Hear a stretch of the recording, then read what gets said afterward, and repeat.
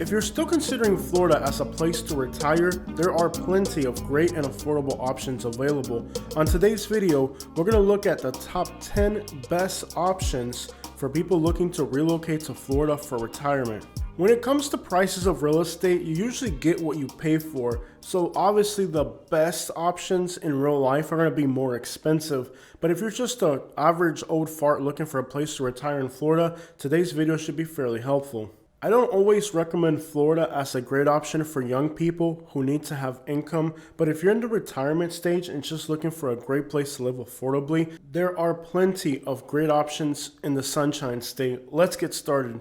Number 10 is Sebring, Florida. If you're in a senile state in life, looking for a quiet place to live out your olden years, this is a great option. In the past, I would have probably not recommended Sebring for this list, but this town's really moving in the right direction. It still remains affordable. The town's growth has been moving in the right direction at a healthy rate, while other parts of Florida have seen uncontrolled development. Sebring's rate of growth is a little bit more reasonable. It's moving in the right direction, but it isn't just becoming a massive overrun traffic congested nightmare like other Florida cities.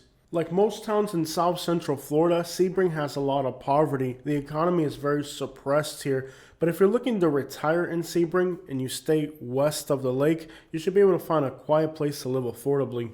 Basically, the east side of the city is the hood. Stay the crap out of there. Unless your idea of retirement is being in the background of a music video for a rapper that will most certainly get shot before he gets famous, then you should probably avoid the entire east side of Sebring. It's just not the part of town you want to end up in. The downtown of Sebring has been restored. It looks vibrant, exciting. There's always activity here, events, things to do. The people in this area are really kind and generous. It really is an enjoyable place to live. You'll live out your days here in peace and tranquility. You'll see that the vibe is good. It just feels really great to be in Sebring. Sebring has also had an infusion of people leaving Southeast Florida, and those people have brought with them a lot of Latin cuisine. So you'll discover that despite being a small town, the food and dining options here are incredible. On my last visit to Sebring, I was just impressed with how much the town has improved. The vibe and atmosphere is definitely welcoming and vibrant and full of life.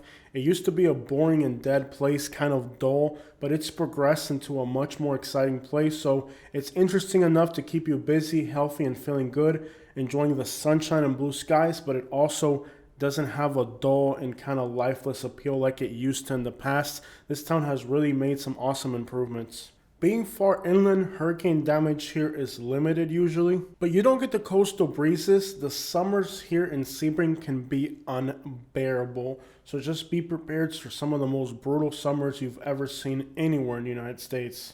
Every mile that you go inland is also a degree less during the winter, so being far inland, the winters and the mornings can be fairly cold compared to other parts of Florida, but you should still be able to grow mangoes and other tropical fruits if you're careful enough. I remember many years ago when you walked into a restaurant in Sebring, every single person's head would be white. And I'm talking about their hair, not their head in general. I'm sure you guys got that.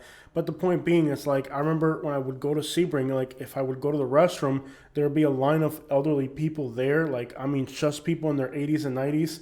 And you literally had to help people use the bathroom because there were too many elderly people. I used to dread going to Sebring. I felt like I got hired at a nursing home, but I wasn't getting paid for it because there were so many elderly and infirm people here that everywhere you went, you just became an employee helping elderly people use the bathroom or helping somebody cross the road. It was just too many elderly and decrepit people. Today, the town has a little bit more of an age distribution that's a little bit more fair, so it isn't just elderly people.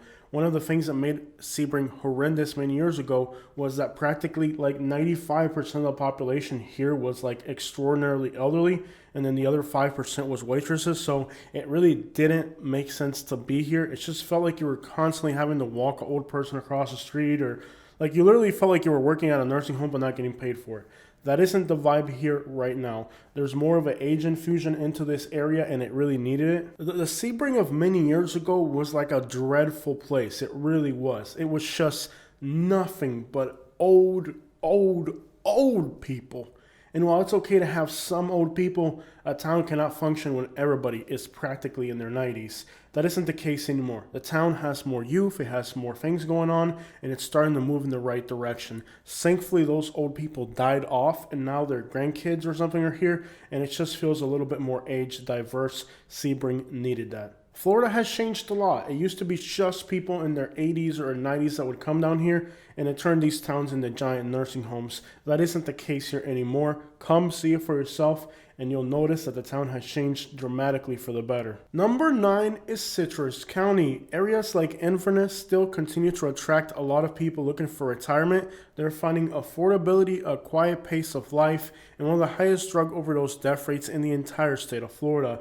And just like the old people died off in Sebring, a lot of the crackheads are dying off here, and it's slowly becoming a better place. No place is perfect, and the persistent issue in Citrus County continues to be extraordinarily high overdose death rates, and sadly part of that problem stems from the reality that when a county is overwhelmingly white and overwhelmingly elderly, a lot of people here have access to health care, and that brings a lot of substances through legitimate sources like pharmaceutical companies into the community. Many people that are elderly barter with these pharmaceuticals in order to exploit the vulnerable youth of this area. And while I'm not trying to give these horrible old people any ideas, what's been happening here is that the elderly people have been bartering their medicines for services from the youth. As horrible as that sounds, that's kind of one of the big problems that we have here in Florida.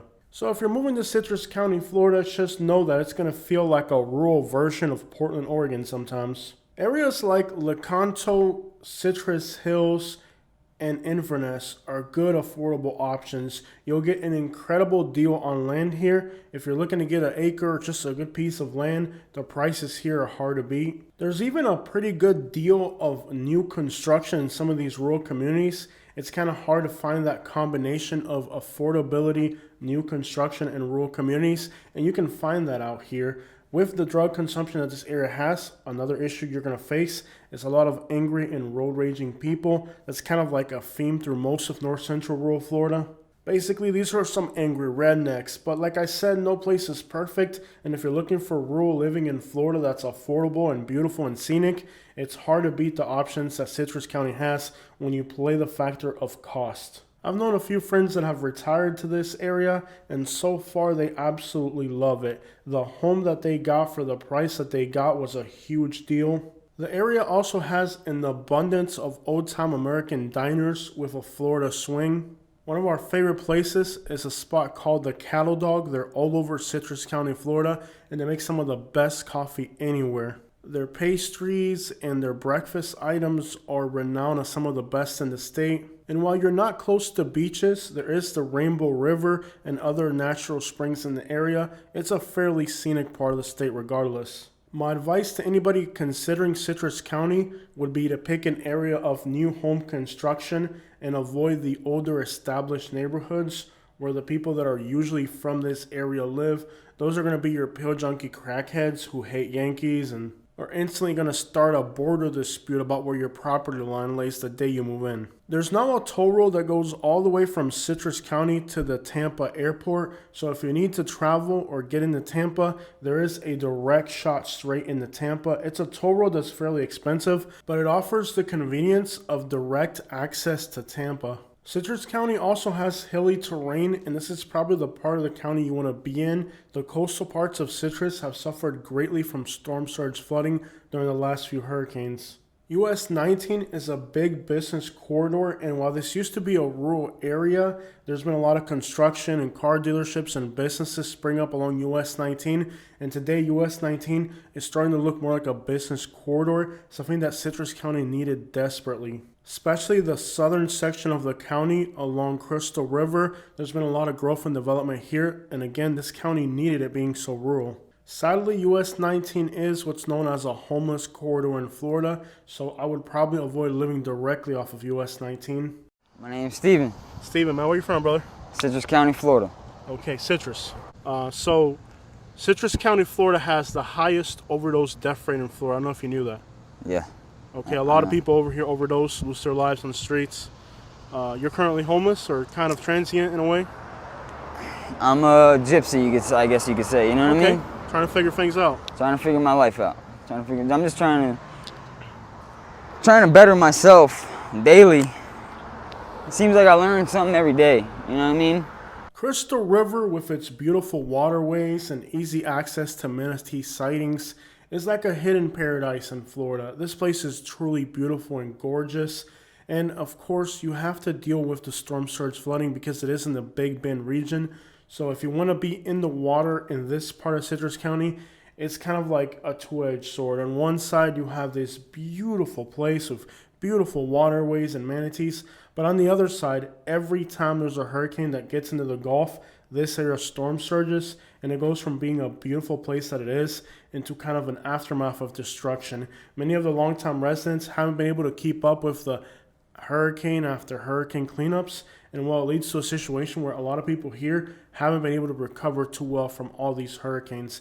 But overall, this area is beautiful and gorgeous, and if you're retiring in Florida, it should be an option. Another fair warning about this area is that it's heavily leaning conservative, and many individuals here are fanatical about their political views, and it can get overwhelming at times. The political fever probably strips away a little bit of the enjoyment of this area, as some individuals really go above and beyond to try to prove their political views or talk about politics everywhere you go, so it gets a little overwhelming. So it's a beautiful area with great things going on, but it also has some horrible things. You have to just gauge and see if this is the right place for you. You may like what it has to offer, or you may not. So this is a determination based on your personal taste. For me, the high consumption rate of this area and the political fever is more than enough to keep me out.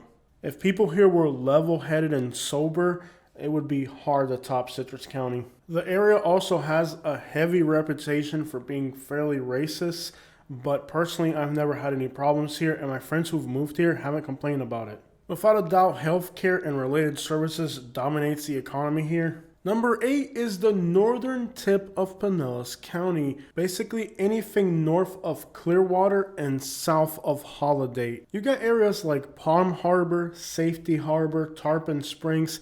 These areas are beautiful, relatively affordable for being a coastal community. You have easy access to gorgeous Clearwater Beach, a top tourist destination. As the name would suggest, Clearwater Beach, the water here is simply crystal clear. The little town of Dunedin is out here. This is a vibrant place during the winter, very snowbird type area, stays busy, packed with tourists.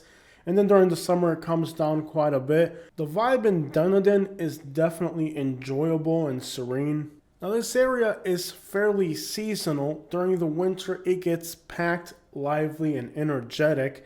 During the summer, it kind of resembles a ghost town. That's kind of one of the downsides of this area. It's easily one of the most seasonal places in Florida. You do have to contend that during part of the year, there's too many people, and during the other part of the year, there's just aren't enough. Some people pronounce this town's name as Dunedin, and some people say Dunedin.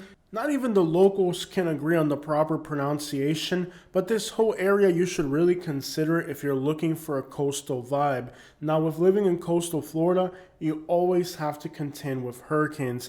And while this area doesn't get hit directly by hurricanes, it suffers greatly from storm surge flooding. During the last hurricanes, the scenario in the aftermath of these storms hasn't been a pretty one. Hurricane aftermath cleanup can be a lengthy process, and as an old person, you don't have that many ears to spare. If you get hit by a hurricane, a good portion of what's left of your miserable life can be spent in a miserable state of hurricane aftermath.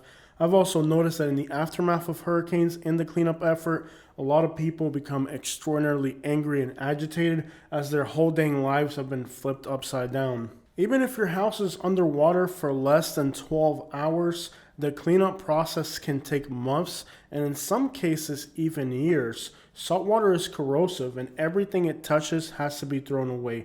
Nothing can be saved. Some people really can't handle that notion, and in the aftermath of hurricanes, you're going to meet some very disgruntled people who've lost everything they've worked for with bad planning. So if you're considering to move to an area in northern Pinellas County that is in a storm area that could flood, just be ready to contend with the fact that if your property floods, everything that gets touched by water has to get thrown away. It's an expensive process. Insurance companies in Florida are big scams at this point that charge a lot of money but offer very little help when your property gets destroyed. So it's a very frustrating and lengthy process. and many people in this process lose their dang minds. So if you're willing to take the risk of having to put everything on the front lawn that you own and letting a garbage truck haul it away and starting your whole life all over again, possibly countless times in whatever few years of life you have left, then you should definitely consider the northern tip of Pinellas County, where you'll have the opportunity to enact this game over and over again for whatever miserable years of your life are left. In the northern tip of Pinellas County, you also have Tarpon Springs. This is a small Greek community. You have a lovely and gorgeous coastal town here. And while the coastline here doesn't have actual real beaches, there's plenty of waterways to enjoy. If you enjoy coastal living, this has got to be one of the most charming places in Florida. With its famous sponge docks, this area combines a charming local history with an enjoyable quiet setting. You should definitely check out this place if you're moving to Florida. When you think about Florida, you might think about its history being mostly Spanish, but this area has a lot of Greek influence, and it really creates an incredible Florida coastal town. Even if you don't directly move to Tarpon Springs, if you live in this area, you're going to find yourself here non-stop for its charming coastal vibe, incredible places to eat, things to do, little gift shops. It really is a fun and beautiful area. If I had to think about some downsides with going with this option, of course, hurricane storm surge flooding is a serious concern. It's a little bit pricier than some of the other options we've talked about, but still somewhat relatively reasonable, especially considering it's along the coast. Pinellas County is along US 19 homeless corridor, and this area does have above state average drug overdose death rates, so that's a little bit of a downside there as well. You are trapped inside the Tampa metropolitan area. It is an urban core, so if you're driving, you're usually going to have to deal with pretty heavy traffic in all directions. Number 7 is Parrish, Florida, located in Manatee County. This was the fastest growing zip code in Florida last year, and the 9th fastest growing zip code in the entire United States. Parrish was a small rural town, but it has had an explosion of population growth because of its affordability and its location, offering access to Tampa in less than 45 minutes, St. Petersburg's downtown in 32 minutes, and 32 minutes to Bradenton and Sarasota. Now, during peak hours, you could probably add 45 minutes to an hour to that equation. This is probably a horrendous place to live to somebody that has to work every single day. But if you're retired and just hanging around the house, you can get a home here, new construction, for far less than anywhere else in the state. That's adjacent to an urban core that's a coastal area. Parrish has a lot of great things to offer for people retiring, but not so much for people who have to commute. And I can't emphasize that enough. Parrish is a great place to retire for its affordability and general location. But if you have to commute, they just haven't built any infrastructure for this community. So if you're retiring, it's a great option. But if you're living full-time, it's a horrible place to end up. The idea that there was land available here to build new communities where the price of a single-family home costs less than the urban cores like Bradenton, Sarasota, St. Pete, and Tampa made this a fast-growing area. There was plenty of land to develop, and it was able to grow very fast and very affordably. Right now, you can get a townhome here for well under $270,000, and a single-family home, brand new that nobody's lived in, for under $300,000. The HOA fees are reasonable, and most of these communities are brand new with amenities, so it's hard to beat the price tag of being able to buy a new single-family home in an area that has great beaches and large cities. But with a downside being that during peak hours, this is a traffic bottleneck, because despite the fact that they built all these communities out here, they didn't build any practical highway exits or any expansions of highways. This makes Parrish a nightmare to commute during peak hours. So if you're looking for a new construction in the southern region of the state close to beaches, and you're okay with traffic when you do go out, then Parrish is a great option. Another bad thing out here, is that they haven't built enough restaurants and things to do. This area is almost borderline a food desert, and many people that live out here find themselves ordering food to deliver from places like Lakewood Ranch, Bradenton, Sarasota, and even as far away as St. Pete and Riverview. So if you're at home all the time and just don't care to be outside too much, you just want to get a brand new home in a gated community for a fair price in an area that's reasonable when you do have to go out and do things, then Parrish is a great option. It's a good option to retire because you also have access to the Tampa airport and the Sarasota airport as well. So it's fairly practical. The only problem that Parrish has is, again, the lack of infrastructure, making it a complete traffic gridlock. If it wasn't for that, Parrish could be higher on this list. Now, a lot of people from the urban cores of Bradenton and St. Pete have started to buy homes here because, again, you can get new home construction for a price tag that is less than what an old house in the city would cost. And that has kind of turned this area into a demographic composition of the inner city living in a suburb. That's never really a good thing because those who are working and commuting are spending a lot of time on roads, a lot of money on gas, and those people that are eating out and doing things also have a fairly long drive to get anywhere. I mean, there's like literally 5 pizza places out here, and that's practically it for dining options. I live in adjacent Lakewood Ranch, and when I do food delivery, there's always people in Parrish asking for food delivery. It's non-stop. It's literally a food desert. So if you're okay with the downsides of this area and you just want to live in this metropolitan area affordably in a new house, this is a great option. But I recommend it for retirement, not for day-to-day living.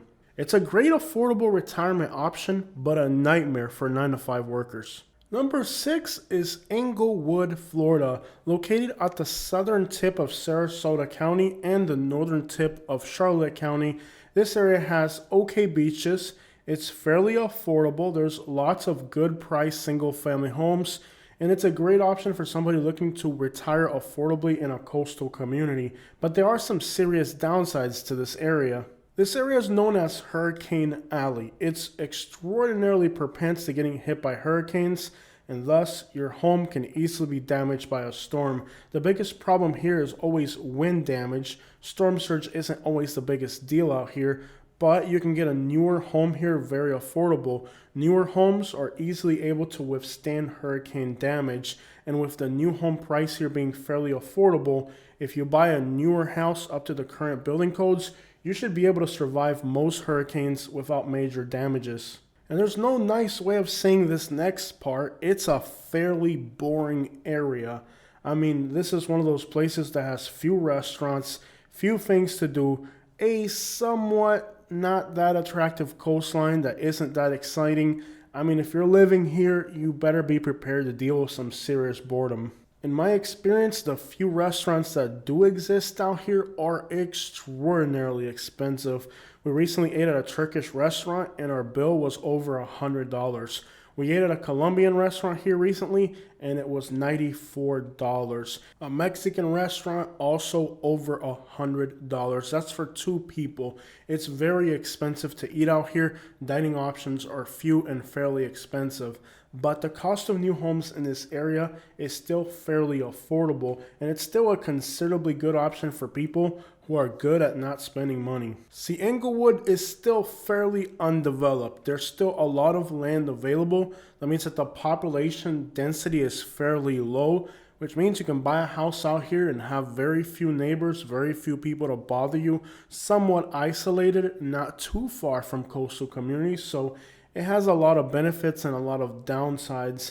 Now, one of the downsides of this area is that it has had a lot of foreclosures. So again, it's an area more aimed towards retirement and less aimed for full-time living. I'm sure you captured the idea of today's video. These are great areas for retirement purposes.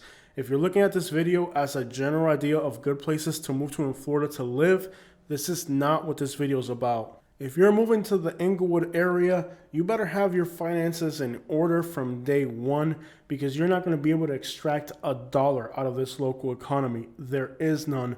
On top of that, there's constant hurricane damage in Hurricane Alley, so people here that do have a limited resource are going to see it get drained away with endless maintenance repairs. So at this point, you're probably scratching your head and wondering, why am I even recommending this town as a good place to retire with all the serious downsides that it has, like being in Hurricane Alley and in an economically deprived community where the few things available are kind of price surcharge to begin with. But Anglewood itself is a fairly nice town with a unique coastal vibe. There's nice little places where you can eat along the water. While the beaches are not the best in Florida, they're still beaches. It's still a beach town. And well, just again, the affordability of new construction exists here in a coastal community, and that's not something you're going to get everywhere else, and that seems to be what a lot of people want. Keep in mind too that a lot of people that are moving to Florida are not coming from big cities. If you're retiring from a small rural community, you may find the options that this place has to offer sufficient compared to where you came from before. So if you have a price constriction but you want to be along the coastline, options are not that generous. So Anglewood is a coastal community with beaches, great fishing out here. All that contributes to this town being on this list. And the youth here is a little rowdy. There's a lot of homelessness and addiction, so it isn't a perfect scenario. But again, you're trying to live along the water in Southwest Florida for a budget. So it isn't going to be a picture perfect scenario. There's going to be some downsides to this equation. Part of throwing the word affordable into this equation means you're going to have to make compromises. And the compromises with Anglewood are the ones we've spoken about. Final warning for Anglewood, I wouldn't buy an older low-lying home in this county. The goal of moving to Anglewood would be to buy a new construction up to good hurricane standards with good elevation. That way you can live in an affordable community well without having to pay the price tag of some of these other coastal communities.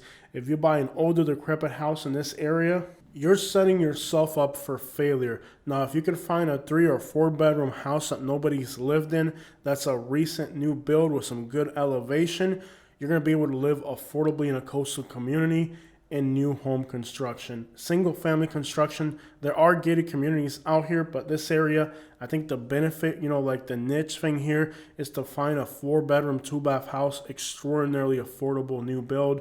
You can't get that in anywhere else in Southwest Florida without going well above $500,000 price tag. It's extraordinarily affordable to buy new home construction here, but avoid the older neighborhoods and properties. These areas are prone to destruction. If you're living here, you have to buy new construction that can withstand the hurricanes.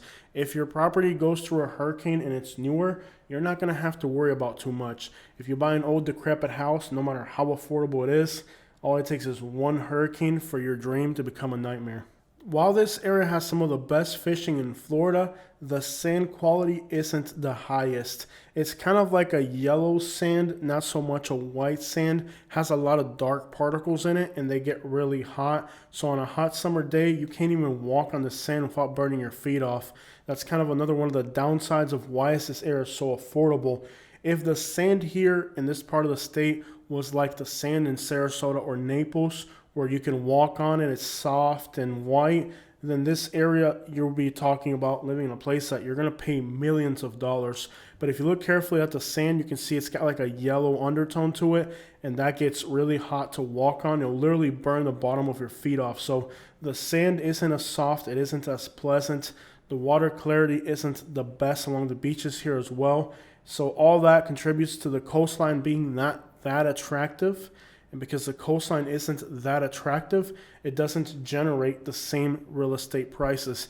If the waters here were clear, if the sand was white and the sand was nice and soft, then these houses that you're getting here in Anglewood for $300,000 or $400,000 would probably be $3 or $4 million. You would really have to be very familiar with all the beaches in Southwest Florida to understand why the price tag of this coastal community is considerably less than others, but it has to do with the water temperature.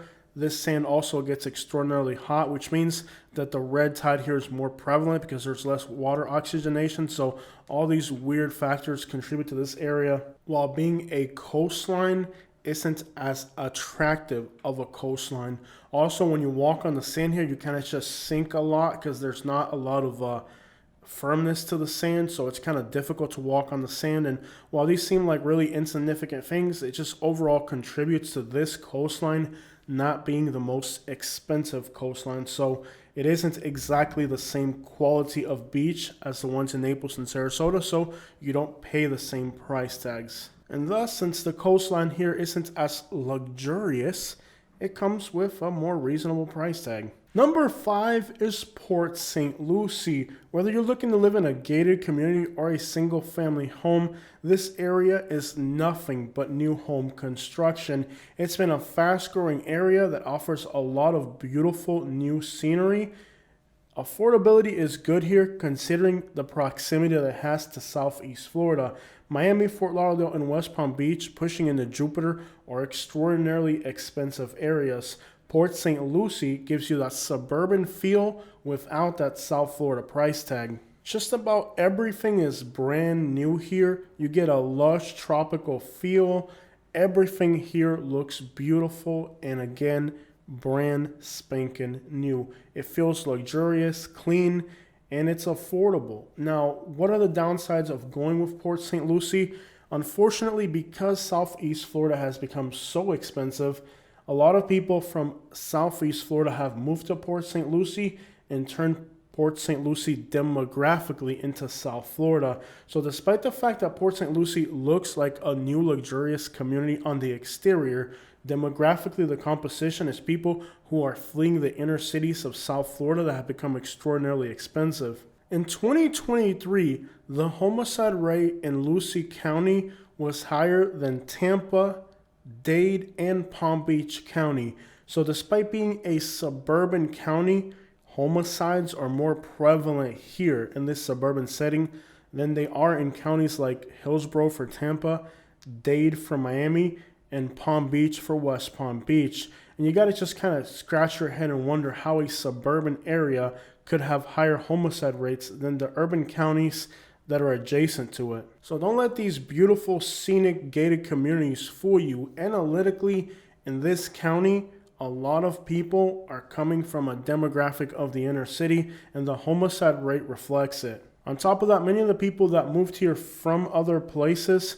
didn't figure out the equation that this area doesn't have an economy. Yes, it's beautiful. Yes, it's gorgeous. Yes, every other thing's a gated community, but there's no industry here. And many people that have moved here have found out too late that they're not able to make ends meet while living out here. And depression is high, and the types of things that people do when they're depressed are pretty high analytically in this county. So not everything is perfect in this suburban setting, but if you're strong and understand that you're retiring here and you're not really necessarily attached to the local economy, you're going to find that you can live in a very nice gated community in South Florida for a reasonable price tag.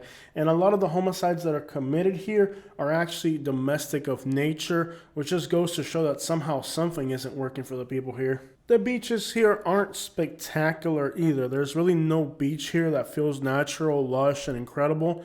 They're kind of mediocre beaches, but again, you're still in South Florida.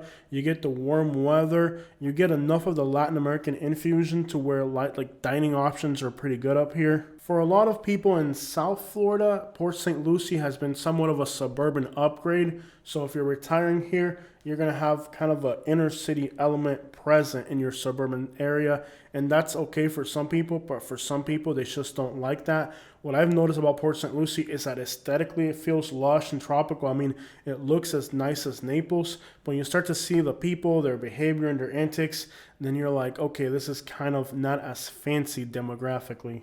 Now, Port St. Lucie is also kind of a bland place. Right next door is Stuart, that feels a little bit more authentic and natural of a town. But the problem with Stuart is that it's kind of like nothing but furniture stores one after the other as well. So it's kind of become too commercialized, considering that Port St. Lucie, which kind of wraps around Stuart, has become suburban. So it's kind of a very impractical urban landscape. Nightlife is practically non-existent here, short of going to Applebee's. But hop a little bit further down into Jupiter and Palm Beach Gardens and see how much you're going to be paying to live in that part of Florida. Then Port St. Lucie starts to look better. Port St. Lucie has also seemed to be like a pretty solid investment. There's not a lot of room for Southeast Florida to grow other than upwards. So it seems like a good area to invest in. But as I tell people moving to Florida, Coastal living is a luxury, not an investment. You're paying for a luxury. So don't ever throw a mathematical equation into these places to move to as if you're going to make money, because at the end of the day, luxury living is an expense, not an investment. Number 4 is Melbourne, Florida. You get fairly nice beaches for being on the East Coast. I'm going to start off with the negatives when we talk about Melbourne. So there are great suburban areas in Melbourne that are growing and nice, and there's great suburbs as well. But then there's also the inner city part of Melbourne. Melbourne reminds me a lot of Fort Myers. It's a world of two parallels. On one side, you have the retired people that are living a great life. And on the other side, a city this size also has some pretty rough inner city areas. The problem with Melbourne that I notice is that it seems that the police force here is extraordinarily prejudiced and somewhat profiling of minorities. Like, for example, last time we were in Melbourne, we've noticed that the police officers were heavily patrolling the African American neighborhoods, while the overdose death rates that are pretty high in this county are happening predominantly among the white population. So it seems like law enforcement is more focused on profiling here than they are in actually addressing the crime problems that this area has. And while recently Melbourne was named as one of the safest places to live in the United States, don't let that fool you. There's definitely some problems with crime in this area. After all, it is in Brevard County, a county with an extraordinarily high drug overdose death rate, a police force that's been plagued with accusations of racism that are so prevalent it's hard to believe they're not true. On top of that, you can visually see law enforcement presence targeting these areas, even though they're not even the most crime-ridden areas. So this is all part of the negative side of Melbourne, Florida. Then you have these beautiful beaches. If you're kind of on the water, it's a completely different world. The beaches here are beautiful, tranquil. You have Vieira, Rockledge, and areas of Palm Bay that are suburban new areas. The prices are fairly reasonable for new construction in a great area. So there's the bad and there's the good. If you're looking at the east coast of Florida, I think Melbourne is a good option. It reminds me a lot of Fort Myers in the vibe. Apart from the beaches, downtown Melbourne ain't bad for the size of the city. If you've been to Fort Myers, you've practically seen downtown Melbourne. It isn't too busy, it isn't too rowdy. I stayed at a hotel right outside of downtown Melbourne, and I walked around late at night. Lots of bars and nightlife, kind of a little bit more of a rough area. But again, with Melbourne, it's all about what part of town you're going to be in. If you're going to be out in the suburbs in new home construction, you're probably going to be all right. It's got great beaches. It's got a pretty interesting downtown. All that should make for a pretty good, fair experience if you're considering Melbourne as an option. It's a very tranquil, quiet city. It definitely feels chill and laid back. So if serenity and tranquility is what you're looking for, you'll probably find it in Melbourne. If you're looking for a safe, middle-sized city that doesn't have too much crime, Melbourne is definitely a great option. I think the problem is that it's in Brevard County, a county that's plagued inefficiently being managed with horrendous overdose drug rates. And again, a law enforcement that's more interested in carrying out their agendas than making the whole county a better place to live. And it's obvious by the results analytically. Some good, some bad, but Melbourne is still a top area to move to for Florida. If you're looking for affordability in retirement, it kind of offers kind of like a middle ground option. It's not too big, it's not too small. It's got a little bit of everything, a little bit of beaches, a little bit of a downtown, enough new construction. It's kind of like a good middle ground option. For me personally, the blandness is kind of a deterrent, but if you're in retirement, an area that's kind of down the middle isn't bad. The city's vibe isn't overwhelming, it's laid back, and a lot of people in retirement are looking for exactly that. Number 3 is Cape Coral, Florida. It used to have one of the largest canal systems in the world, which means you have golf access available here for a lot of people.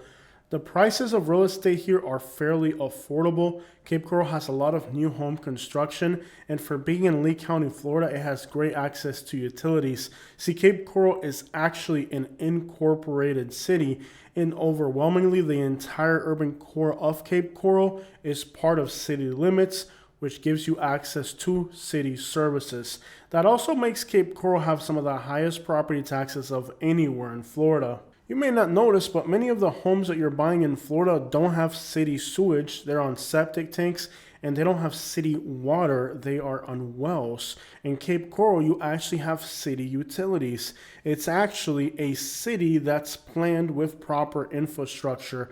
That means that life in Cape Coral is a little bit more sophisticated and proper of a city. It's somewhat of a good investment. It's a tropical place located in Southwest Florida. It's a lot more safe than adjacent Fort Myers. The downtown in Cape Coral doesn't have big skyrise buildings, but it's got plenty of bars, nightlife, little restaurants. You got a lot of people from New York and New Jersey here. There's a lot of restaurants, pizza places, and pasta places. You also have a lot of people from South Florida, so lots of Cuban restaurants. The food scene here is incredible. You even have Cuban bakery, so the food scene here is on point.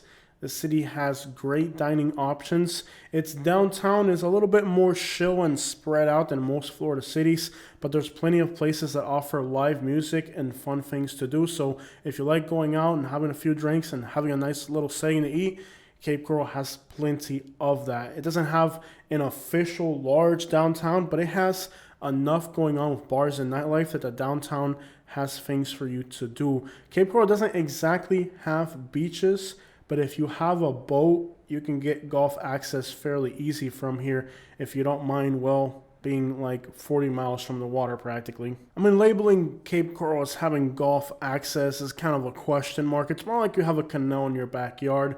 But hey, a canal in the backyard also means more distance between you and those rowdy neighbors.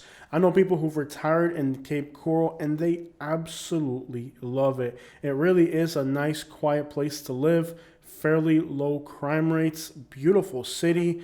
The downside is, of course, the distance from actual beaches. You can also hop on down to Fort Myers if you're a little bit trashier and want to enjoy their downtown scene. Cape Coral is in Hurricane Central, and the city does hold up fairly well, and it rebuilds fairly fast. Considering how much you pay for property taxes in this area, I think it should be a lot quicker. I think with as many New Yorkers and high taxes as you have here, a lot of the money that's going into the city here could be getting suctioned off in some interesting ways.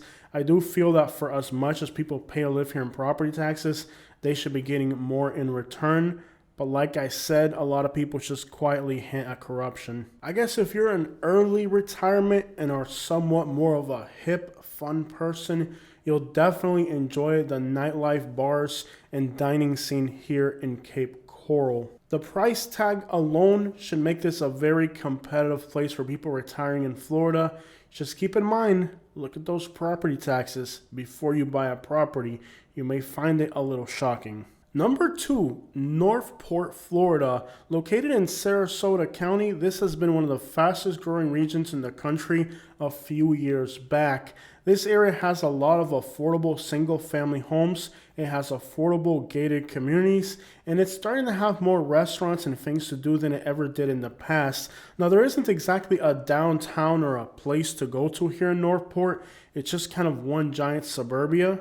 If you're looking for affordable retirement, it's hard to beat Northport. It's fairly safe, clean, beautiful, and again, a lot of stuff has recently gone into this area. Many years ago, this place would have never made the list, but as of recently, it's grown to the point where it really is an attractive option, big enough to have things, and then of course, basically the downside of Northport is that it isn't a real city.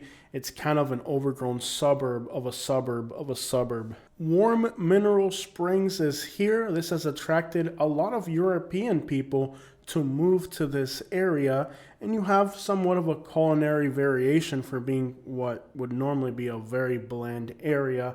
It's growing, continuing to grow. Jobs here are limited. That's why I'm recommending it as a great place for retirement, not for young people. Most young people here are going to commute into Sarasota for work. And a lot of the bad things that happen in Sarasota in our nightlife scene are people who live in Northport and come over here to cause trouble. So the youth is kind of rowdy, and it's understandable. It's somewhat of a bland place. Let me just emphasize the blandness of Northport. You don't have beaches, you don't have a downtown, you have endless suburbia. So if you're looking for retire, it seems like a great option. But if you have somewhat of a need to entertain yourself and be out and about, this probably isn't the place for you. Beautiful, clean, safe, absolutely soulless. Probably what somebody's looking for when it comes to retirement. And if you're looking for excitement, you're halfway between Sarasota and Fort Myers, two larger cities that have more things to do. So while there isn't exactly anything in Northport, a 1 hour drive in each direction can get you into two fairly decent sized cities. Number one is Port Charlotte, Florida. Now, Northport means Northport, Charlotte. Port Charlotte has a nice diversity of restaurants. See, it was a really affordable and unattractive town many years ago, but it's grown significantly. It's really hard to beat the affordability of Port Charlotte, but it was extraordinarily bland. But recently, people moving out of Miami have brought Cuban, Dominican, Puerto Rican, Haitian, Jamaican. All these cuisines exist now in Port Charlotte. So at least if you're going out for dinner, you have a lot of options. I have friends that live in this area and they really enjoy the diversity of things they have when they go out to dinner. There's also a comedy club in this area that's pretty popular. So there's starting to be enough things going on to where Port Charlotte isn't the boring town it once was. But it still continues to have relative safety, incredible affordability, and you're close to Punta Gorda. So if you want to do more of a nightlife scene or a downtown scene, you're not far from Punta Gorda. They have a more established downtown with biker bars, things to do, restaurants that are fancier. So this proximity to Punta Gorda, if you live in Port Charlotte, you practically live in Punta Gorda. It's hard to beat Port Charlotte if you're looking for retirement options. It's still affordable, it's growing, it's starting to have a little bit more life to it. The problem with Port Charlotte is that it is literally the target of every single hurricane. And there are new homes available in Port Charlotte. You can buy an older home extraordinarily affordable, but then again, you got to be careful with hurricanes. If I had a little bit of money sitting around right now to buy a home and retire, probably the first place I would look into would be Port Charlotte. I mean, it doesn't have the crime of Fort Myers. It doesn't have the incredible price tag of Sarasota and Naples. It kind of puts you in Southwest Florida without having to pay Southwest Florida prices. And it puts you in affordability without putting you in a scary neighborhood. These are some really good balanced trade-offs when you're looking for a place to retire. You have access to beaches here. You can run down to Fort Myers or Sarasota. You have a coastline here. It isn't the greatest. I think the nicest close beach to here is Boca Grande, which is incredible, but a considerable drive, something like over 40 minutes. So you're not right on the water, but hey, at the end of the day, it's a trade-off like everything else. If you're going to be affordable, you're not going to be directly on the water. I mean, we kind of understand that. Now, there is a huge infusion of Latin American culture into this area, as people from Miami have come here and brought the culture, the foods, and the restaurants. But there's also a lot of police profiling against undocumented people here, and the current sheriff here seems to be somewhat on the extreme side of things. So there's somewhat of an uneasy political nature in this county. Also, police corruption has been noted as fairly high. And I know people that live in this county. I'm not talking about 1, 2, 3, or 4, 5, or 6 people. I'm telling you, like, probably every finger on my hands of people that I know that live out here. And they all hear a story about police corruption, covering up of homicides, police doing things that are inappropriate. So there seems to be a lot of corruption in this area, and you're going to have to deal with it. Now, it may seem kind of like scratch my head, if I move here, I might deal with corruption. Yeah, if the wrong person lives next door to you and they're friends with a cop or they're family members of somebody notable here, like, you could actually end up in a situation where corruption affects you. And I have known many people that have lived here who've had to deal with the repercussions of corruption. So one of the downsides of Charlotte County is the fact that this county is corrupt to the freaking bone. We're talking covering up of homicides, mislabeling of homicides, just horrific things. There seems to be a lot of nepotism within law enforcement and local agencies here, so it's really a huge mess. That would probably be the only real red flag about Port Charlotte, Florida, is that the Charlotte County Sheriff's Office really has a bad reputation. It isn't that the county is crime ridden, it's just that those people who have power have been doing whatever they want to their own advantage at the expense of the community. And if you find yourselves in a high profile case here, there's no telling what could happen. There's also a lot of hypocrisy in that not only is local law enforcement very corrupt here, but then they're also trying to portray an image of being some of the best people in the world type stuff. So hypocrisy and police corruption, definitely a nasty mix. And I feel like if eventually this area doesn't correlate to, fixing that situation, it's going to get worse. Now, they recently just fired 4 police officers in Charlotte County, Florida, but there's way more serious things that have been happening in this county that haven't been fixed. So this seems like just kind of like they're washing their hands and saying, well, we fired these 4 police officers for doing things they're not supposed to. But again, it seems like they're just throwing people underneath the bridge. There's some more serious wrongdoing in this county, and the people in this county know about it. This isn't a secret. I'm not spilling anything into the open that nobody knew about. People here know what's going on in this county, and it's not a secret. So me talking about this right now, this isn't a secret. People know this. It's established, and people are going through difficult situations because of it. And people are afraid to elaborate on the details of these things because, well, corruption. So it's one of those scenarios where here's this perfect community, doesn't have a lot of crime, but then the law enforcement is a complete train wreck. And then on top of that, they're bragging about how they're doing things correctly. So just keep that in mind if you go to Port Charlotte. Quite the mess. I would find out who your neighbors are before moving into this area. Anybody who's related to politics, law enforcement, or other powerful players, I wouldn't even buy property adjacent to those types of people. It's a mess. It kind of reminds me of Marco Island, Florida, where most of the crime comes from the police department versus the community. And that kind of happens when you have a place like Port Charlotte where there isn't that much crime going on, and then law enforcement preoccupies itself with doing other stuff or using their power to benefit their friends and stuff like that. And if you think that I'm just spilling some type of agenda with talking about this topic related to Port Charlotte, let me just remind you that the people that are complaining are people in the retirement demographic. They're older people. This isn't any type of agenda that I'm spilling out there. This is the real life experiences of people that I know living out here and the things that they're going through. And if you think the recent arrests mean that there's a change happening in this county, they're just throwing a few people underneath the bus to make it seem like they're doing what they're supposed to. This big giant monstrosity here is the Sunseekers Resort. It was a huge investment, and people are scratching their heads. The price tags were too high. The occupancy has been really low, so it really wasn't a successful endeavor. And people are just wondering exactly why this large investment went into this community when they can't fill it up, when the prices are ridiculous, and the reviews from people who have visited have been not stellar. Once you cross the Peace River, you're in Port Charlotte, somewhat of a more downtown area, much higher price tags. Port Charlotte has definitely topped the price tag list there. So Port Charlotte has affordability. So great things to do here. There's been some pretty notable cases come out of Charlotte County that have made national headlines.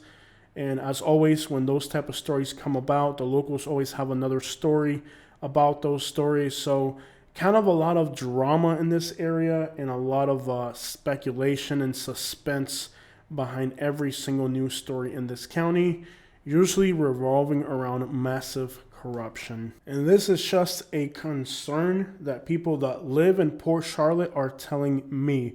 When I go to Port Charlotte and I talk to the people that live there about what it's like to live in their community, these are the things that they're telling me. And it isn't just one person here or there. I've had this problem, probably had this conversation with 12, 13 people in this community, or I have people reach out to me that live in this community explaining to me the nightmares that they're living in this community because of nepotism and corruption. Florida is ablaze with real estate frauds and scams, so just make sure you do your due diligence about what property you're buying, who you're buying it next to. And this advice would probably be sound for anybody, anywhere. I mean, if you're going to retire somewhere, do a little bit of due diligence on the property. You know, find out who the neighbors are. Look into the county records and see who these people are, what they're doing, and how many code enforcement complaints there's been in a particular area. That's probably sound advice for anyone, anywhere. There really hasn't been a lot of official news coverage on any of these things because people in the community are absolutely terrified.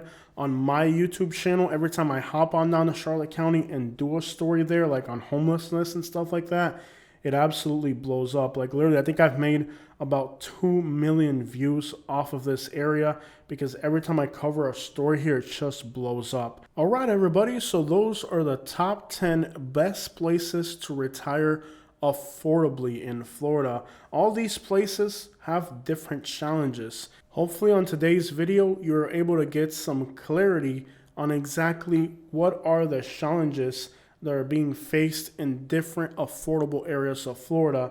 I do recommend retirement in Florida for those who are considering it. A lot of things are happening in Florida that are making life miserable here for the average working class person, but I do believe that this state still offers a lot for those looking to retire here. Obviously, the absolute best places are going to come with absolutely ridiculous price tags, and even people who have that kind of money are probably going to look for something more reasonable when it comes to retirement. After all, when you think about retirement in Florida, the cost of doing so has been increasing dramatically. The state of Florida is promising people that they're going to do great things for affordability, but I wouldn't believe a sentence of it. If you're planning on retiring to Florida, you better count to spend more money than you ever believe you will. Hurricanes are just a part of life here, and even areas that historically haven't been affected by hurricanes, weather has no real predictable pattern. Things can happen anywhere, and in fact, places that haven't been getting hit by hurricanes like Sarasota, it's starting to become normal. Many people are lucky or find themselves fortunate that Florida doesn't have a state income tax, but it also means that Florida is a very challenging place to do business. The state doesn't invest into its youth. The state doesn't invest into its future. The state of Florida is kind of burnt itself out economically. And despite the official figures and information that the government publishes, the situation in Florida overall is declining. When you're not investing into the future, you're making life impossible for young people.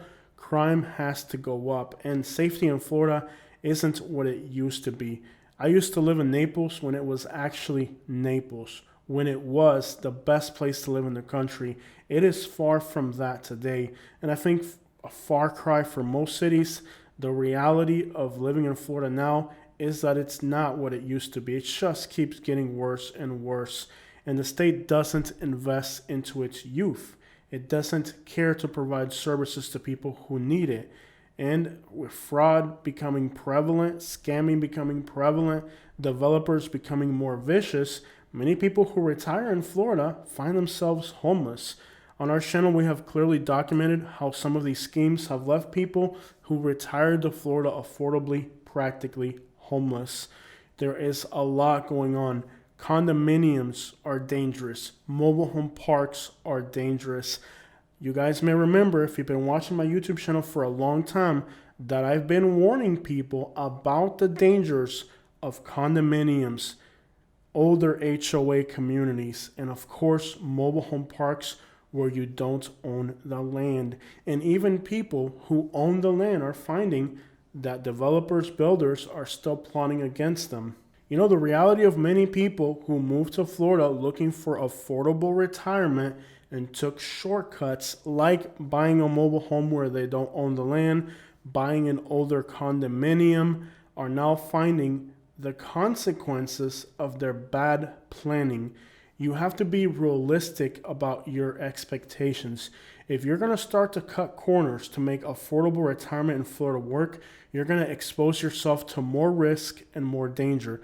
And eventually, in the case of the state of Florida, many people who've moved here looking for affordability today are homeless. Today are even finding themselves getting arrested for being homeless. And it wasn't because they ruined their own life. It was because they made poor financial decisions. They went with high risk options for affordability. You know, as I'm going through this video today, in the back of my mind, and I hope this is a wake-up call to you if you're thinking about moving to Florida affordably. In the back of my mind, the person that I'm talking to in today's video has a net worth liquid of at least $400,000 and an income of at least $2,800 a month. If you don't have that and you're looking at retiring in Florida, you're living in a fairy tale dreamland.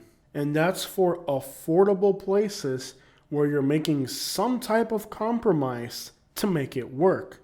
So I hope you're being realistic about your expectations if you're moving to Florida, because for a lot of people, retirement in Florida really has become a nightmare.